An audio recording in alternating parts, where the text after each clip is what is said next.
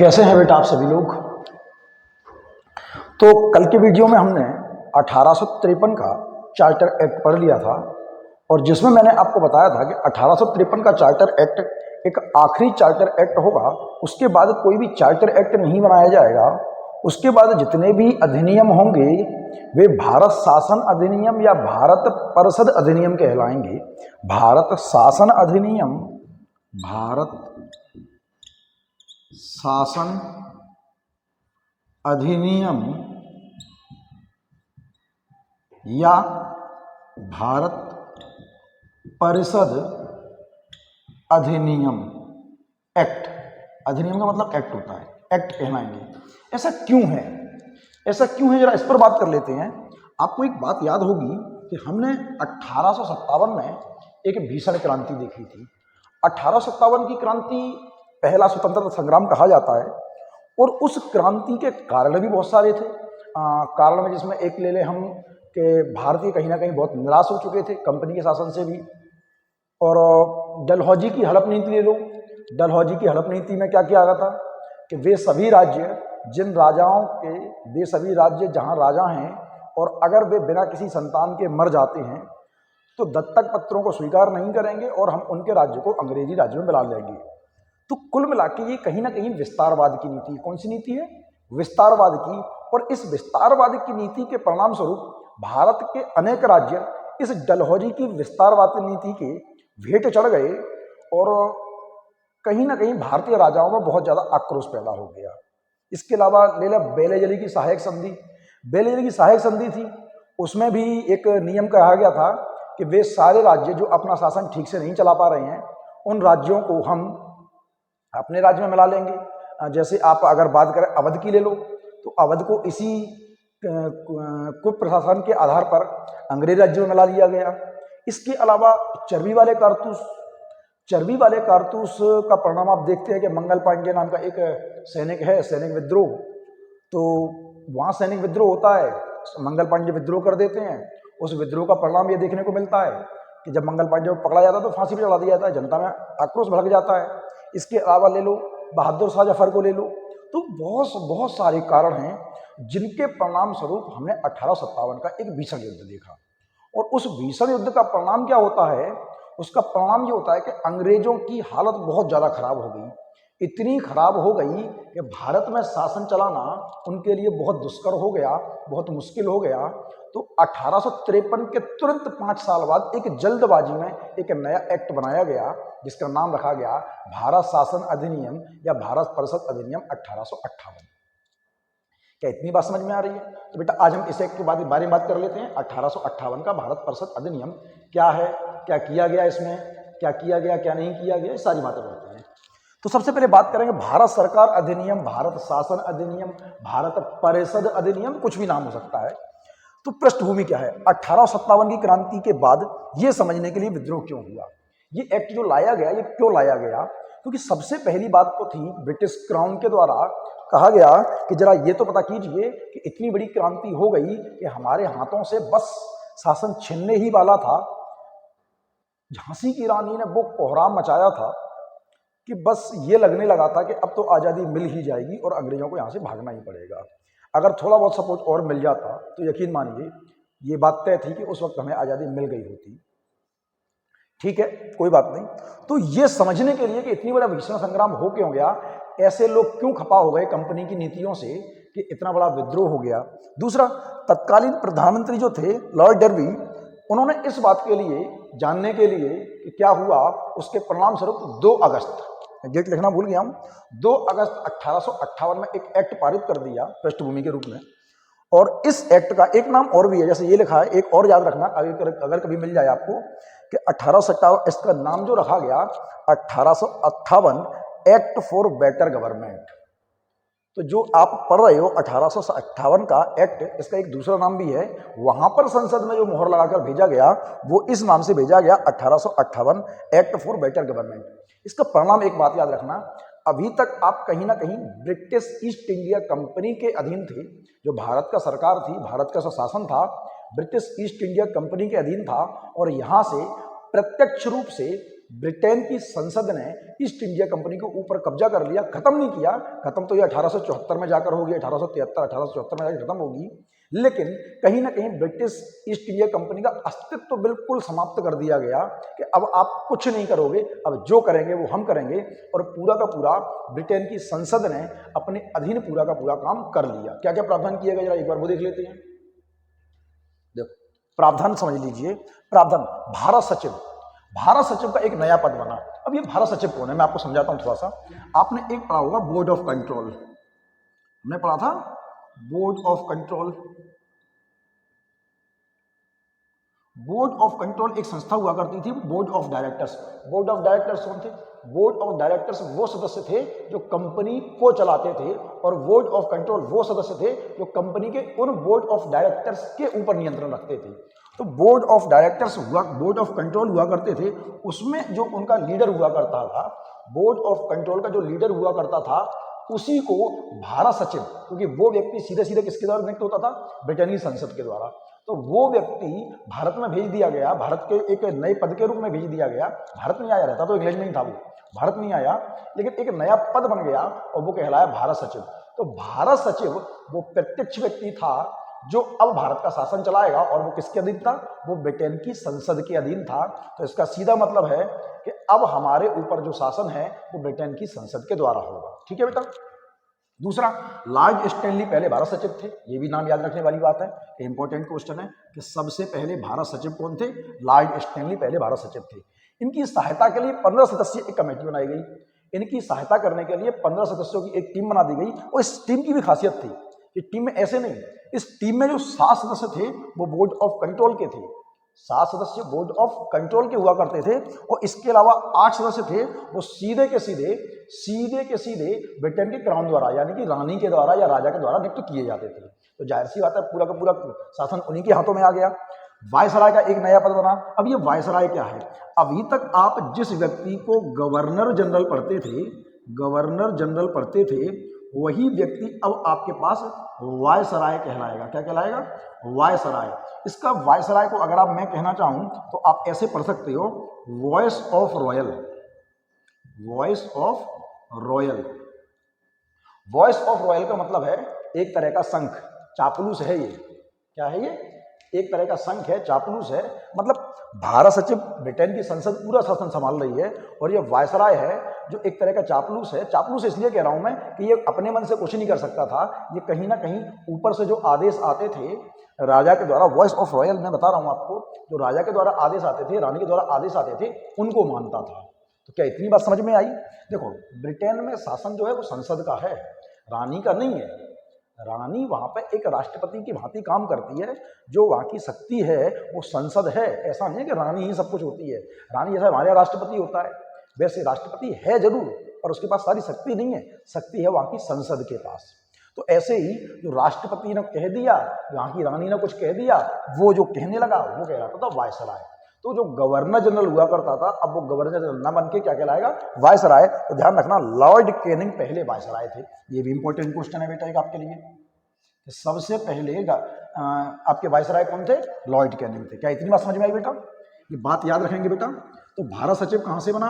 Board of directors का जो head होता था, बोर्ड ऑफ कंट्रोल का जो हेड होता था, वो आपके लिए भारत सचिव बन गया, और जो गवर्नर जनरल हुआ करता था अब वो आपके लिए वायसराय कहलाएगा। ठीक है बेटा। इलाहाबाद में कैनिंग ने एक दरबार लगाया, वही जो वायसराय थे कैनिंग ने एक दरबार लगाया इलाहाबाद में। इलाहाबाद में क्यों लगवाया? इलाहाबाद ही क्यों लगवाया? इलाहाबाद में इतना लगवाया, इसलिए लगवाया कि जब युद्ध हो रहा था भीषण 1857 का, तो इतनी ज़्यादा समस्याएं आ गई अंग्रेजों को कि उन्होंने उस वक्त इलाहाबाद को एक आपातकालीन राजधानी बना दिया था। आपातकालीन राजधानी इलाहाबाद बनाया गया था। इसीलिए इलाहाबाद में पहले जो वायसराय थे आपके लॉर्ड कैनिंग, उन्होंने एक दरबार लगवाया। इसको इलाहाबाद दरबार के नाम से याद जाता है। इस दरबार में क्या कहा गया? इस दरबार में, अच्छा इसको याद रखना, जिसे महारानी का घोषणा पत्र कहा जाता है। क्या कहा जाता है? महारानी का घोषणा पत्र। इस घोषणा पत्र में क्या कहा गया? इस घोषणा पत्र में रानी ने कहा कि आज के बाद, सुनना मेरी बात को गौर से, आज के बाद हम किसी भी भारतीय राज्य को अंग्रेजी राज्य में नहीं मिलाएंगे। मतलब अब जो राजा हैं वही राजा रहेंगे अपने राज्य के, लेकिन बीच में हम शासन जरूर करेंगे, हस्तक्षेप जरूर रहेगा लेकिन राजा वही रहेंगे। तो आपने पढ़ा होगा कि जब भारतीय संसद, जब आपकी भारतीय संविधान सभा में आप पढ़ते हो 562 देशी रियासतें थीं। तो देशी रियासत का मतलब है कि वे राज्य जहां राजा अभी भी मौजूद हैं। बात समझ में आ रही है? जैसे जम्मू कश्मीर में राजा हरि सिंह और हैं, आपके नवाब साहब हैं लखनऊ में, हैदराबाद में निजाम साहब हैं। इस तरह से बात को समझाते हैं, ठीक है। तो जैसे महारानी घोषणा पत्र कहा गया, इसमें और भी कहा गया कि अब हम भारतीय प्रजा को इंग्लैंड की प्रजा की तरह मानेंगे। जैसा व्यवहार हम इंग्लैंड की प्रजा के साथ करते हैं वैसा ही व्यवहार अब हम भारत की प्रजा के साथ भी करेंगे। और क्या कहा गया, हम भारत की प्रजा के साथ किसी भी तरह से धर्म, जाति, मूल, वंश, लिंग, भाषा के आधार पर किसी भी प्रकार का भेदभाव नहीं करेंगे। और क्या कहा गया, इसमें और कहा गया कि अब हम भारतीयों को भी ब्रिटिश शासन में जो सरकारी नौकरियां हैं उनमें पूर्णतः योगदान के लिए बुलाएंगे, उनको उनके पद भी देंगे। बहुत सारी बातें कर दी, घोषणा कर दी कि कैसे भी करके भारतीय मान जाएं और अब की बार युद्ध ना करें, क्योंकि अब की बार अगर युद्ध हुआ तो अंग्रेजी शासन की जड़ें बहुत बुरी तरह से हिल चुकी हैं और कहीं ना कहीं अंग्रेजों को बोरिया बिस्तर बांधकर जाना ही पड़ेगा। तो कुल मिला के 1857 का युद्ध एक बहुत भीषण युद्ध था और उसके तुरंत बाद इमरजेंसी में 1 साल के अंदर अंदर ही एक 1858 का एक्ट बनाया गया। कि इतनी बात समझ में आ रही है बेटा? और कहा गया, क्या कहा गया, कंपनी की सेना को ब्रिटिश सेना के अधीन कर दिया गया। कंपनी के पास जितनी भी सेना थी अब वो उसके लिए काम नहीं करेगी, अब वो ब्रिटेन के लिए काम करेगी, संसद के आदेश पर काम करेगी। क्या इतनी बात समझ में आ रही है? तो कहीं ना कहीं 1857 का युद्ध अंग्रेजी शासन में एक ऐसी फूट डाल गया, ब्रिटिश ईस्ट इंडिया कंपनी के साथ ऐसा कुछ काम कर गया कि कहीं ना कहीं जड़ें हिल गईं और तुरंत के तुरंत संसद ने पूरा का पूरा ईस्ट इंडिया कंपनी, जो चाहती तो वैसे भी थी संसद कि ईस्ट इंडिया कंपनी के शासन को हटा दिया जाए, लेकिन अब इस आंदोलन के बाद, इस युद्ध के बाद, इस स्वतंत्रता संग्राम के बाद कहीं ना कहीं पूरी तरह से ब्रिटेन की संसद ने भारत के राजतंत्र पर अधिकार कर दिया। ठीक है बेटा, आगे बढ़ते हैं। उम्मीद करता हूं आपको मेरी बात समझ में आ रही होगी बेटा। चैनल पर नए हो लाइक करो, सब्सक्राइब करो। मैथ्स बाय ध्यानु सर टेलीग्राम पे एक पेज है, उसको भी ज्वाइन कर लो, वहां पर मैं नोट्स डालता रहूंगा आपके लिए। बाकी मैथ तो हम पढ़ते ही रहेंगे, ये संविधान भी एक बार पढ़ लेते हैं। ठीक है बेटा, चलो आगे बढ़ते हैं। तो इसके तुरंत बाद क्या होता है, 1858 का एक्ट तो बहुत जल्दबाजी में बन गया कि 1858 का एक्ट बहुत जल्दबाजी में बन गया। जल्दबाजी क्या थी? जल्दबाजी यही थी कि भाई कुछ भी करो, भारत के लोगों को शांत करो, क्योंकि अगर फिर विद्रोह हुआ तो बड़ी समस्या हो जाएगी। तो जल्दबाजी में वो बन गया। उसके तुरंत 3 साल बाद, क्यों, वो बन तो गया लेकिन काम नहीं कर पाया ठीक से, तो उसके तुरंत 3 साल बाद हमने 1861 में एक और एक्ट लेके आए जिसका नाम है भारत परिषद अधिनियम 1861। ठीक है, तो इसके पृष्ठभूमि क्या है, क्यों बनाया गया इसको? इसके बनाने का कारण है 1857 की क्रांति के बाद भारतीयों की भागीदारी युक्त ब्रिटिश सरकार की नीति। 1858 के बाद भारतीयों ने जो सबसे पहली मांग की थी वो ये की थी कि ऐसा है कि अब अगर संसद कानून बनाएगी तो उसमें हमें भी नियम बनाने के अधिकार मिलने चाहिए, उसमें हमारी भी भागीदारी होनी चाहिए, हम भी उसमें शामिल होंगे, हमारे लिए कानून बनेगा और हम ही उसमें शामिल नहीं होंगे, ऐसा हो नहीं सकता, हमें भी उसमें शामिल किया जाए। तो ये मांग भयानक रूप से उठी कि अगर भारतीयों को अधिकार नहीं मिले तो हम किसी भी तरह के कानून को स्वीकार नहीं करेंगे और फिर से विद्रोह कर देंगे। दूसरा है केंद्रीय विधान परिषदों का प्रांतों में अत्यधिक हस्तक्षेप। क्या था, जो सेंट्रल से कानून बन के आते थे, सेंट्रल वाले, जैसे अपन बात करें दिल्ली का कानून है, हमारी संसद ने बना दिया, अब वो कानून मध्य प्रदेश में हस्तक्षेप करने लगे। तो ऐसे कानून बनते थे, सेंट्रल द्वारा जो कानून बनना था वो राज्य जो अपने जो प्रांत थे उनके जो कानूनों में बहुत ज़्यादा हस्तक्षेप करता था, तो इस वजह से समस्याएं होने लगी। तो उस समस्या को भी कहीं ना कहीं खत्म करना था। मैं थोड़ा जल्दी बोलता हूँ, मुझे ऐसा लगता है, तो बातों को गौर से सुनते रहना, मैं कोशिश करूंगा धीमे धीमे बोलूं।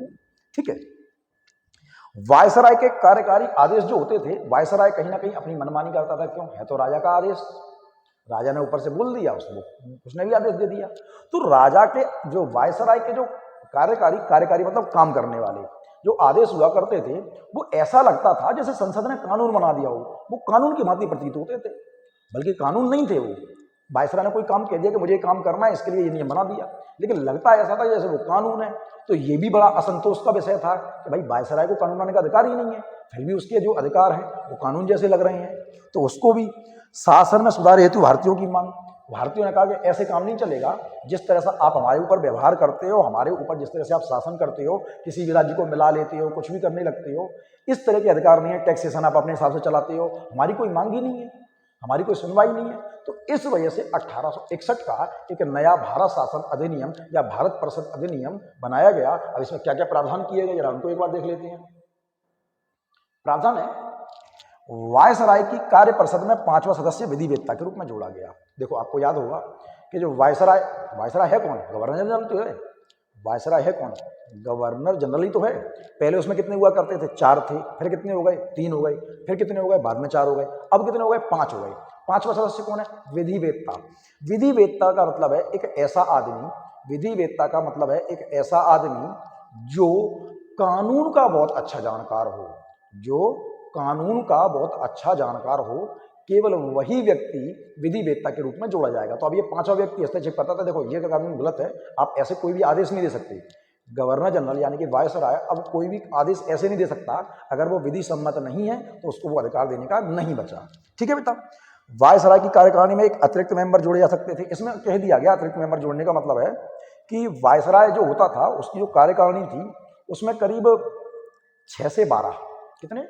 6 से 12 सदस्य उनको मिल गया कि ऐसे सदस्य जोड़े जा सकते थे जो सरकारी नहीं होंगे। सरकारी नहीं होंगे का मतलब है कि जिनको ब्रिटिश संसद ने नहीं भेजा है, जिनको ब्रिटिश संसद ने नहीं भेजा है, यानी कि वे भारतीय होंगे, यानी कि वे भारतीय होंगे। इसमें आप अगर मैं एग्जांपल देना चाहूँ तो बनारस के राजा इसी में शामिल किए गए, पंजाब के राजा इसी में शामिल किए गए। तो ऐसे लोग जो भारतीय थे और कहीं ना कहीं भारतीयों के विषय में सोच सकते थे, उन लोगों को भी अब जो था वायसराय की कार्यकारिणी होती थी उसमें शामिल किया गया, यानी कि भारतीय भी शामिल होने लगे। अब वायसराय की कार्यकारिणी पहले कौन थे? केवल अंग्रेज हुआ करते थे। ठीक है बेटा। प्रांतों की कानून बनाने के प्रांतों को, माफी चाहूंगा, प्रांतों को, देखो आपको याद होगा कि पहले प्रांतों को कानून बनाने का अधिकार वो बंबई और मद्रास को छीन लिया गया था। कौन बनाता था उनके ऊपर? बंगाल का गवर्नर जनरल बनाता था। उसके अलावा प्रांतों के जो छोटे छोटे राज्य थे उनको अधिकार नहीं था, उनको वापस से अधिकार दे दिया गया। उनको वापस अधिकार दे दिया गया कि आप अपने लिए कानून खुद बना लीजिए। ठीक है बेटा। वायसराय को अध्यादेश जारी करने का अधिकार दिया गया।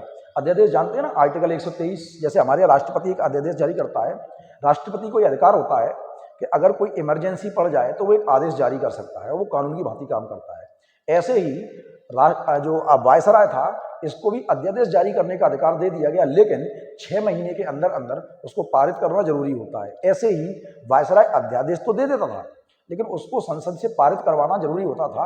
अगर संसद ने उसको पारित नहीं किया तो वो अपने आप खत्म हो जाता था। ठीक है बेटा। अब बात करते हैं इसका प्रभाव क्या पड़ता है। प्रभाव ये पड़ता है कि भारत में आईपीसी, इंडियन पेनल कोड, बताया मैंने आपको 1860 में, Indian penal code, CPC, civil procedure code, CrPC, criminal procedure code, ये सारे के सारे लागू हो गए। तो अब जो भारतीयों पे ऐसे नहीं कि कुछ भी उठा के कुछ भी कर दो, अब जो भारतीयों पे जो केस चलेंगे, जो भारतीयों के ऊपर या अंग्रेजों के ऊपर, किसी के ऊपर जो केस चलेंगे वो एक विधि के तहत चलेंगे, एक कानून के तहत चलेंगे। ऐसे नहीं कि मन मर्जी किसी को कुछ भी करने लगे। दूसरा क्या होगा, वायसराय को वीटो का अधिकार दिया गया। वायसराय को वीटो का अधिकार इसलिए दे दिया गया कि मान लीजिए कोई कानून बना दिया गया प्रांतों के द्वारा। अब वायसराय को अधिकार तो ज़्यादा है नहीं, लेकिन वायसराय से पूछना जरूरी है। अब वायसराय से अगर नहीं पूछा और फिर भी कानून बना दिया तो ऐसी स्थिति में, क्योंकि भाई राजा ने भेजा है, कुछ तो अधिकार होना चाहिए उसके पास, तो ऐसी स्थिति में क्या किया गया कि वो वीटो लगा देगा, यानी कानून पारित ही नहीं होगा। क्योंकि जब तक वायसराय साइन नहीं करेगा, वायसराय साइन कब करेगा? जैसे राज्यपाल है, राज्यपाल साइन करता जरूर है लेकिन पूछता किससे? राष्ट्रपति से। ठीक है। तो ऐसे ही वायसराय साइन तो करेगा पर पूछेगा इससे राजा से साइन कर दूं क्या? अब राजा ने मैंने कह दी मत कर, अब वो मजबूरी में साइन करने पड़ेंगे तो क्या करेगा? साइन करने ही है तो एक काम करो, वीटो लगाओ, इसको अपने पास रख लो।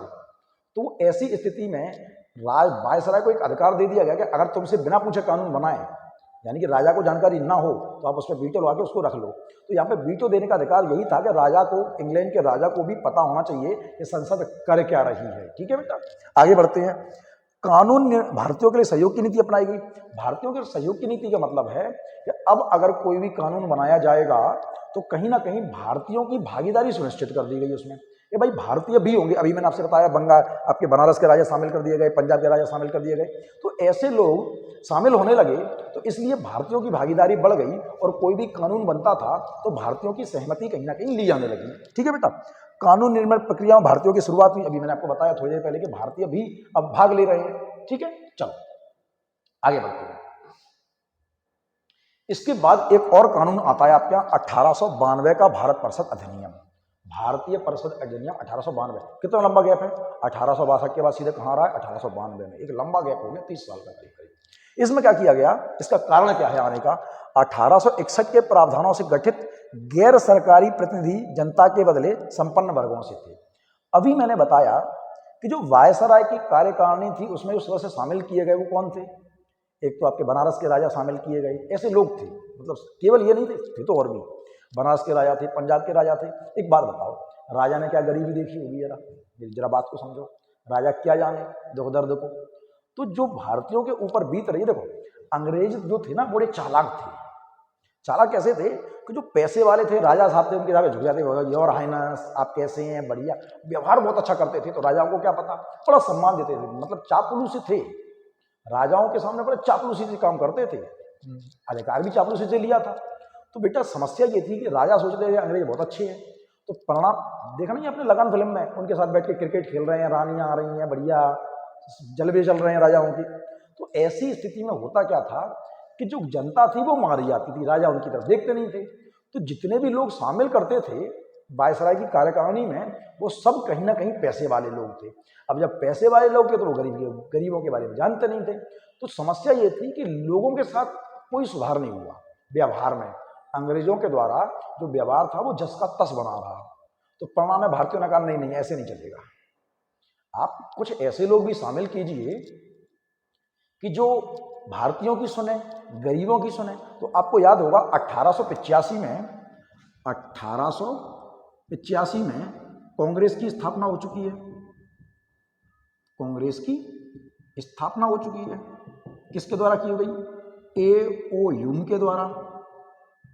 एओ ह्यूम एलन ऑक्टेवियन ह्यूम एक अंग्रेज हैं, इनके द्वारा कांग्रेस की स्थापना की जाती है। जब हम आधुनिक भारत पढ़ेंगे तब इसमें बहुत लंबी चर्चा करेंगे, अभी हम संविधान पढ़ रहे हैं, आधुनिक भारत नहीं पढ़ रहे हैं, ठीक है।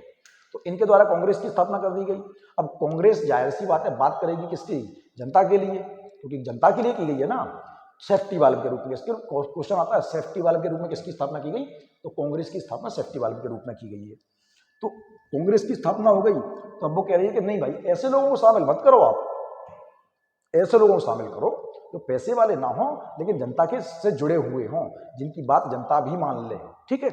तो 1861 के प्रावधानों से गठित गैर सरकारी प्रतिनिधि जनता के बदले संपन्न वर्गों से थे। जनता में से नहीं थे वो, राजा सबके सब थे। राष्ट्रीयता का विकास हुआ। अब राष्ट्रीयता का विकास क्या हो रहा है कि लोगों के मन में कहीं ना कहीं आंदोलनों में भाग लेने की प्रवृत्ति बढ़ रही है, वो देश के बारे में सोचने लगे हैं। उनके मन में भी कहीं ना कहीं देखो गांधी जी का अस्तित्व आ चुका है कहीं ना कहीं, अभी अस्तित्व में सरकार में नहीं आए हैं, अभी आंदोलन चालू नहीं किया है, पर ऐसे लोग हो चुके हैं, लोकमान्य तिलक जैसे लोग हो चुके हैं। तो जो बड़े बड़े लोग हैं जिनके मन में जो जनता के प्रति जागरूक करने लगे हैं, तो जनता भी अब सोचने लगी है राष्ट्रीयता के बारे में। 1857 में सोचने लगे थे हम कि अब आज़ादी ले करेंगे, हमारा देश है। तो राष्ट्रीयता की भावना का विकास हो चुका है। परिणाम ये होता है वायसराय की परिषद में भारतीयों की संख्या बढ़ाने की मांग करने लगे। अभी मैंने कहा, उनने कहा कि ऐसा है कि आप 4-5 लोग चुन लेते हो, वे राजा होते हैं, वे हमारी सुनते नहीं है, तो संख्या बढ़ाई जाए। सबसे पहले तो भारतीयों की संख्या बढ़ाई जाए, क्योंकि जितना ज़्यादा भारतीयों का बहुमत होगा उतना ज़्यादा हमारी बात को रखा जाएगा, ठीक है।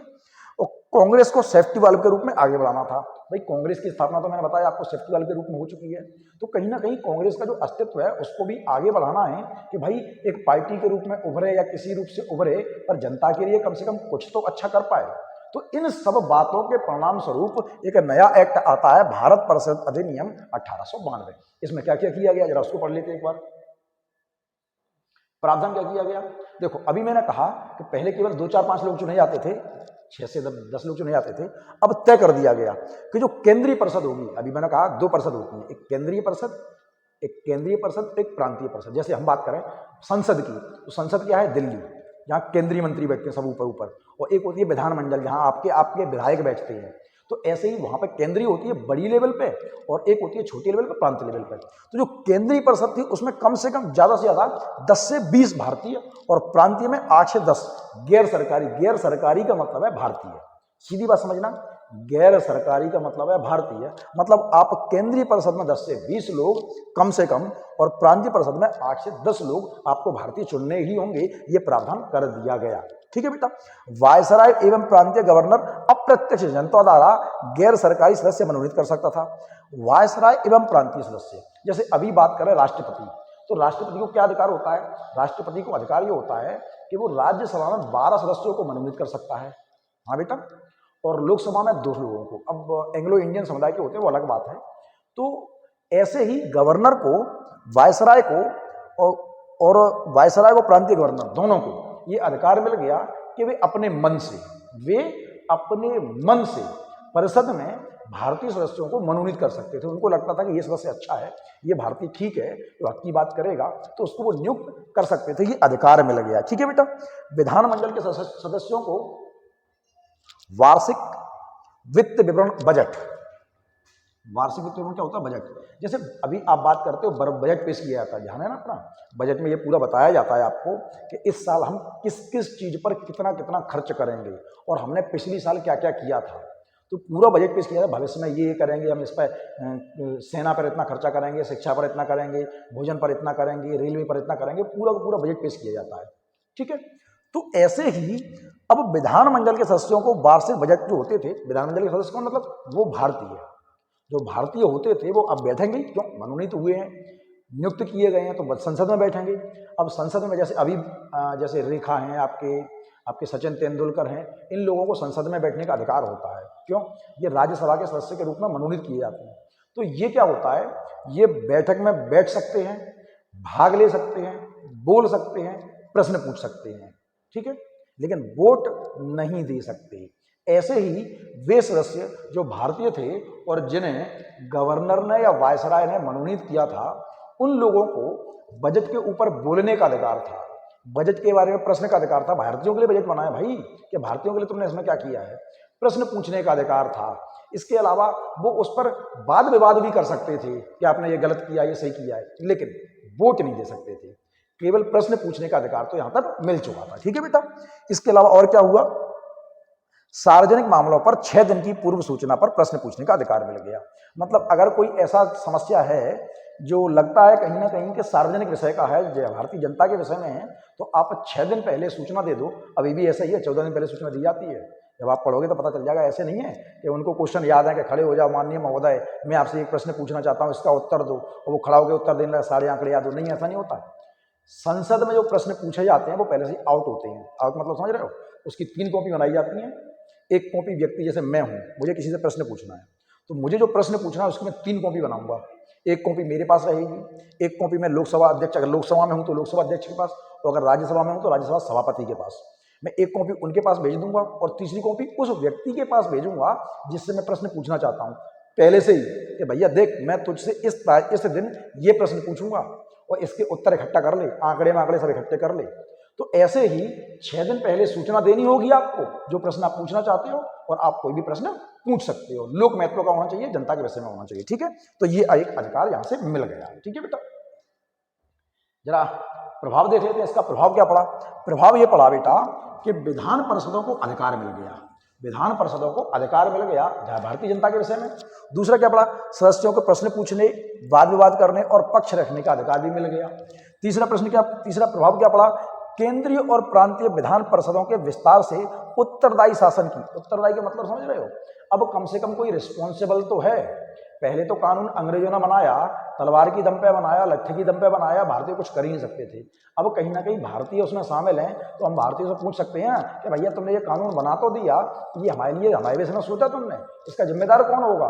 तो कहीं ना कहीं एक उत्तरदायी सरकार मिल गई। इसके अलावा कानूनी त्रुटि से राष्ट्रपति नेता असंतुष्ट थे। ऐसा नहीं है कि इस एक्ट के द्वारा सारी समस्याएं खत्म हो गई, नहीं, इसके द्वारा भी बहुत सारी समस्याएं हैं कि कहीं ना कहीं भारतीयों को अभी भी अपने अधिकार नहीं मिले, और जिसकी वजह से जो भारतीय राष्ट्रवादी नेता थे वो असंतुष्ट थे, जिसके कारण आगे के भी एक्ट लाए जाएंगे। क्योंकि एक्ट तो आपको 1947 तक पढ़ने हैं। भारत शासन अधिनियम 1935 बहुत बड़ा माना जाता है, वहां तक पहुंचना है। तो ऐसा नहीं है कि फाइनल एक्ट है, इसके बाद भी बहुत सारे एक्ट आएंगे। तो जरा एक बार समरी याद कर लेते हैं जल्दी से कि क्या क्या हुआ। तो 1861 में हमने क्या क्या पढ़ा? कार्य परिषद में 5वां सदस्य जोड़ा गया, किसके रूप में? विधिवेत्ता के रूप में। विभागीय प्रणाली की सभा, विभागीय प्रणाली क्या होता है? मंत्रिमंडल। विभागीय प्रणाली क्या होता है? मंत्रिमंडल। जैसे आज के टाइम पे आप देखते हो हर एक विभाग के लिए अलग मंत्री होता है। प्रद्युमन तोमर ऊर्जा मंत्री, अगर केंद्र में ले लिया जाए तो रक्षा मंत्री अलग है, गृह मंत्री अलग है, प्रधानमंत्री अलग है। हर मंत्री के पास अलग अलग डिपार्टमेंट हैं। इसको बोलते हैं विभागीय प्रणाली। क्या बोलते हैं? विभागीय। हर व्यक्ति के पास अलग अलग विभाग हैं, इसको बोला जाता है विभागीय प्रणाली। तो यहां से क्या हुआ कि विभागीय प्रणाली की शुरुआत हो गई, कब हुई? 1861 के द्वारा। ठीक है बेटा। प्रांतों को कानून बनाने का अधिकार मिल गया, कानून बनाने का अधिकार मिल गया, संशोधन का, अगर कुछ गड़बड़ है तो उसमें चेंज भी कर सकते हैं। ठीक है। वायसराय को अध्यादेश जारी करने का अधिकार मिल गया 1861 में। ये हो गया। जरा बात करते हैं 1892 में क्या हुआ। परिषद के सदस्यों को वाद विवाद करने, प्रश्न पूछने का अधिकार मिल गया। और क्या हुआ था? वायसराय को सदस्य मनोनीत करने का अधिकार मिल गया। तो इतना याद रहेगा आप लोगों को। अगर इतना याद रहेगा तो एक बार जरा क्वेश्चन आंसर पर चलते हैं। आपके लिए 4 क्वेश्चन देता हूं, होमवर्क है, और मुझे कमेंट बॉक्स में आंसर चाहिए, जैसे कि तुम हमेशा नहीं देते हो, इस बार भी मत देना, है ना? क्या फर्क पड़ता है? सर तो पागल हैं, आ जाते हैं रोज रोज। पहला क्वेश्चन है, भारत में मंत्रिमंडलीय प्रणाली का सूत्रपात कब हुआ? आया हुआ क्वेश्चन है। भारतीय परिषद अधिनियम 1909 में हुआ था, 1813 के चार्टर एक्ट में हुआ था, भारतीय परिषद अधिनियम 1861 में हुआ था, और 1853 के चार्टर एक्ट द्वारा हुआ था। मुझे आंसर दे दिया करो कम से कम, क्या बिगड़ता है? अगला क्वेश्चन है, किस एक्ट के पश्चात भारत के गवर्नर जनरल को वायसराय कहा जाने लगा? फिर से याद रखना, गवर्नर जनरल को वायसराय किस एक्ट द्वारा कहा गया? भारतीय परिषद अधिनियम, माफी चाहूंगा, ये 1858 यहां लिख लेना, 1858 यहां लिख लेना, गलती लग गया है, 1858 यहां लिख लेना, यहां नहीं है। चार्टर एक्ट 1813, चार्टर एक्ट 1833 और चार्टर एक्ट 1853। तीसरा क्वेश्चन है आपके लिए, तीसरा क्वेश्चन है आपके लिए कि भारत में किस अधिनियम के अंतर्गत केंद्रीय परिषद सदस्यों को प्रश्न पूछने का अधिकार दिया गया? प्रश्न पूछने का अधिकार दिया गया। रेगुलेटिंग एक्ट 1793 के द्वारा दिया गया, भारतीय परिषद अधिनियम 1892 के द्वारा दिया गया, मार्ले मिंटो एक्ट 1909 के द्वारा दिया गया, और भारतीय परिषद एक्ट 1861 के द्वारा दिया गया। एक चौथा क्वेश्चन और है आपके लिए, ब्रिटिश शासन का विकेंद्रीकरण। विकेंद्रीकरण का मतलब होता है शक्तियों का बंटवारा। विकेंद्रीकरण का मतलब होता है शक्तियों का बंटवारा, मतलब एक व्यक्ति के पास शक्ति नहीं रहेगी, अलग अलग लोगों के पास अलग अलग शक्ति रहेंगी। ठीक है। तो किस एक्ट ने दी? भारतीय परिषद अधिनियम 1892, 1813 चार्टर एक्ट, भारतीय परिषद अधिनियम 1861 और 1853 का चार्टर एक्ट। ठीक है बेटा, समझ में आया? अच्छी बात है। कल फिर मिलते हैं नई वीडियो के साथ। इतनी देर साथ में रहे, बहुत बहुत धन्यवाद। चैनल को लाइक करें, सब्सक्राइब करें, कमेंट करें और शेयर करें। बाय बेटा, खुश रहो।